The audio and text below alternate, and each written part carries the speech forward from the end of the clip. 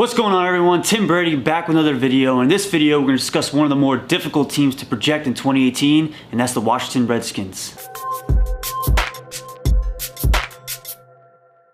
Now real quick, as always, before I get started, if this is the first time you're watching, my name is Tim Brady and this is my channel, Engineer Your Lineup. I make a ton of fantasy football videos, so if that's something you'd be interested in, consider subscribing below. I'm getting a lot of great feedback lately and I appreciate you guys watching my videos. Now let's get into the content. Now despite the Redskins finishing 7-9 last year, there have been no changes made to the coaching staff. Now the head coach of the team remains Jay Gruden, and the offensive defensive coordinators are also the same. I'll just put their names here because I don't feel like butchering them. And last year, this team was 18th in passing attempts, they were 12th in passing yards, they were 9th in passing touchdowns, they're also 24th in rushing attempts, 27th in rushing yards, and 21st in rushing touchdowns. Now the big reason why I think a lot of these coaches kept their jobs despite their rough finish last year is the fact that this team was extremely decimated by injuries. So a healthy unit may change the dynamic of this team. So now let's talk about this Washington Redskins offensive line. Now Pro Football Focus had him ranked 21st overall, and Football Outsiders had him ranked 21st in run blocking and 24th in pass protection. However, the theme this last year for this offensive line was the fact that they could not stay healthy. They were injured pretty bad. Rather than butcher the names of this offensive line unit, I'm going to put their names here on the screen along with the number of games that they've missed. As a left tackle missed 6 games and ended up on injured reserve. The left guard missed 7 games, ended up on injured reserve. The center missed 3 games, and the right guard missed 2 games. The only player to play all 16 games was the right tackle, Morgan Moses. But he was listed as questionable for 7 of those games and ended up needing ankle surgery this offseason. Now it is worth noting that in 2016 that this offensive line was one of the best offensive lines in the league. Therefore, if this unit can stay healthy in 2018, they will set this team up for some sort of success going into this year. Now in terms of the Redskins defense, the one area that they struggled in 2017 was stopping the run. As they were 11th in overall DVOA, they were 6th in pass DVOA, however they are all the way at 29th in rush DVOA. Now in terms of their defensive ranks, they were 27th in points allowed, 21st in yards allowed. However, they only gave up the 9th most passing attempts and the 15th most passing touchdowns in 2017.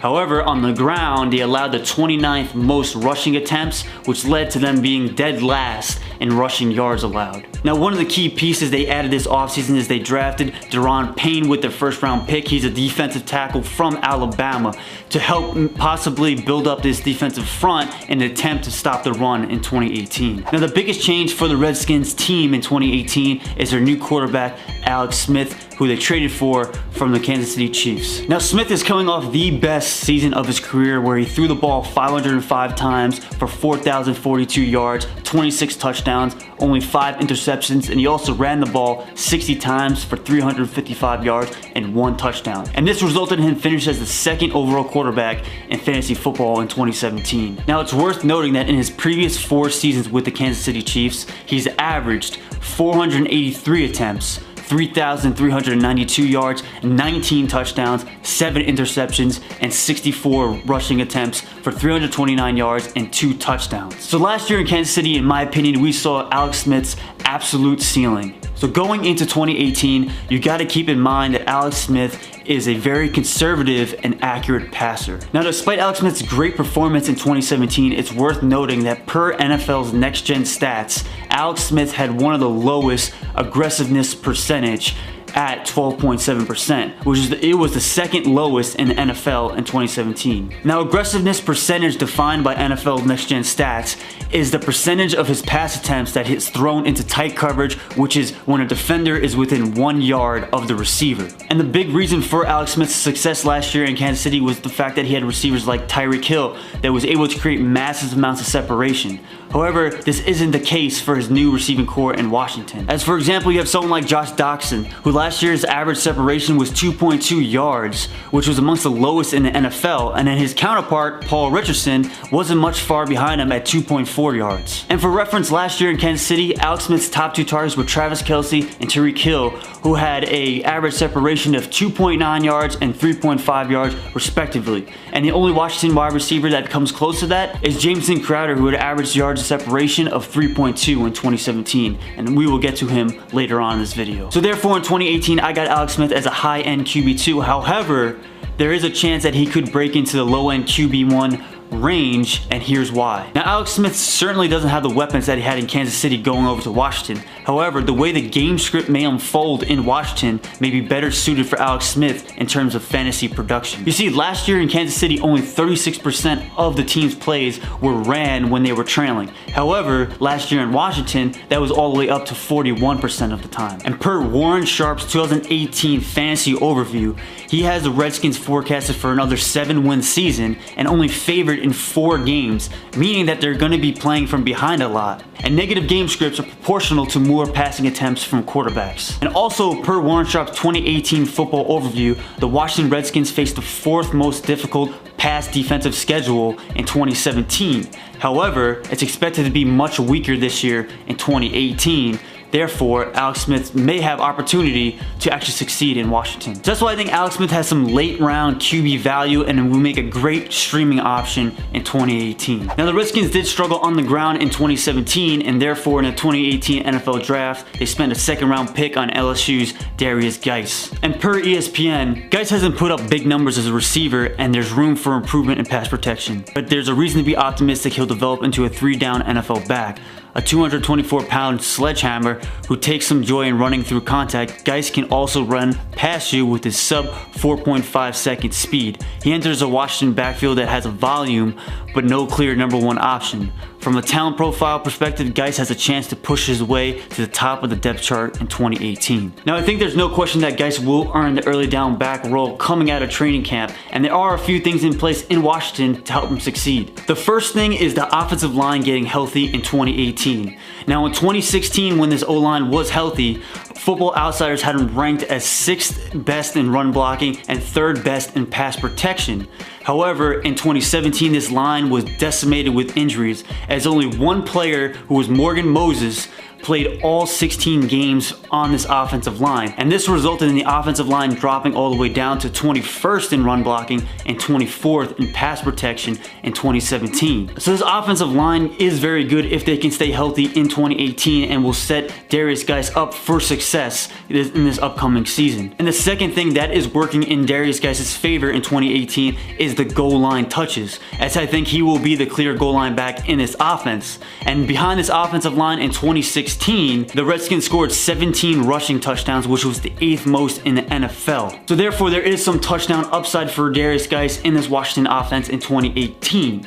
Therefore, in 2018, I do have him as a high RB2 in standard leagues and a mid RB2 in PPR leagues. However, there is one caveat to Geis' situation that may prevent him from breaking out as one of those nice rookie running backs, and that is negative game script. So as I mentioned earlier in the video, the Redskins are not favored for the majority of their games in 2018. So I can see situations with a player like Chris Thompson still on the roster where the Redskins fall behind and rely on Thompson in the passing game to try to play catch up.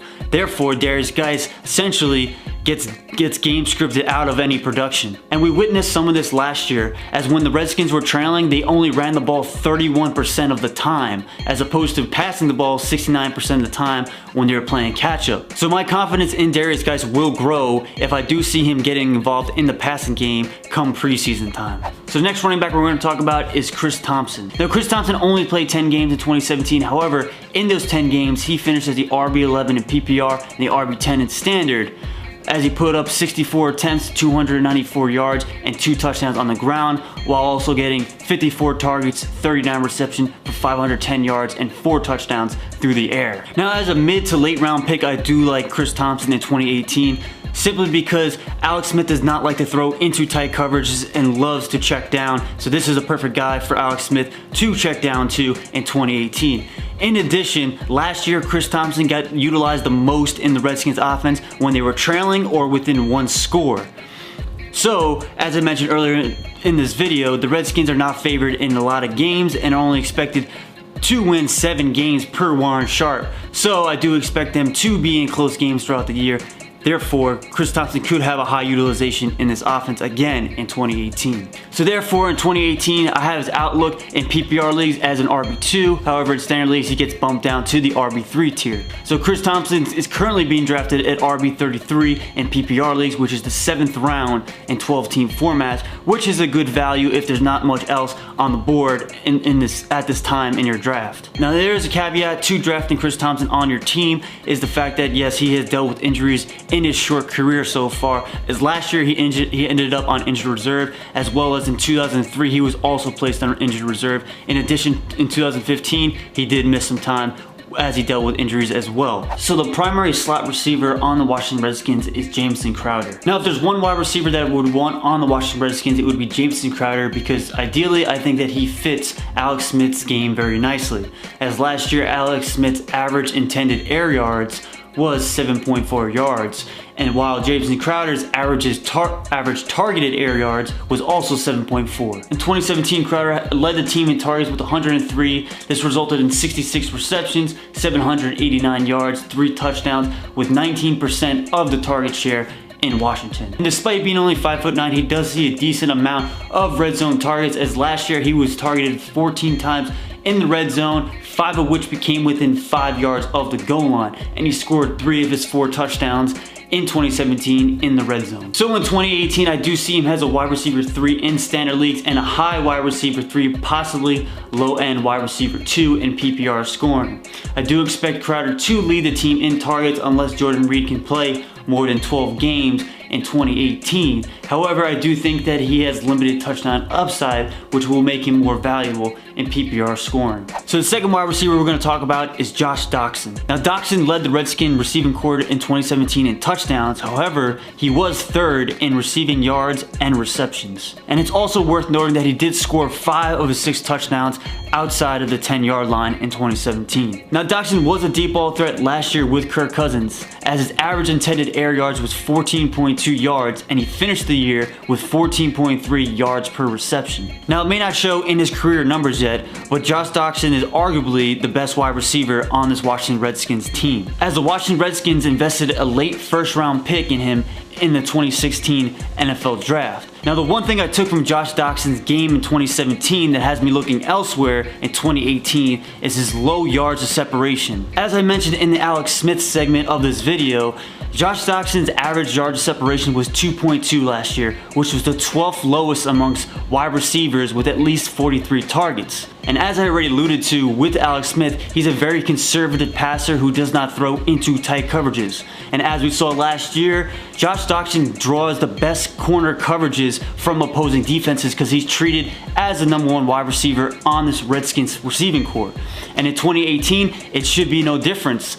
The question is, can he actually separate from the elite corners in the NFL? And sure, he has dealt with some injuries in his first 2 seasons in the NFL, so he may take a step forward in 2018. However, his 2018 fantasy outlook for me is a wide receiver 4, as I don't think that he's going to take that next step forward with Alex Smith as the quarterback. He's currently being drafted as the wide receiver 58 at pick 1306 in 12-team PPR leagues, so that's a perfect pick for him if you believe that he can be a flyer and breakout potential player in 2018. So one of the new wide receivers on this Washington team this year is Paul Richardson, who came over from Seattle in free agency. Now, Richardson is coming off the best season of his career, where he put up an 80 target, 44 reception, 703 yards, 6 TD performance last year in Seattle. And last year, Paul Richardson played the most snaps of his career at 77%, which was way above his previous career high in 2014, where he played 47% of the snaps in Seattle. And being the second outside receiver in this Redskins offense, I do expect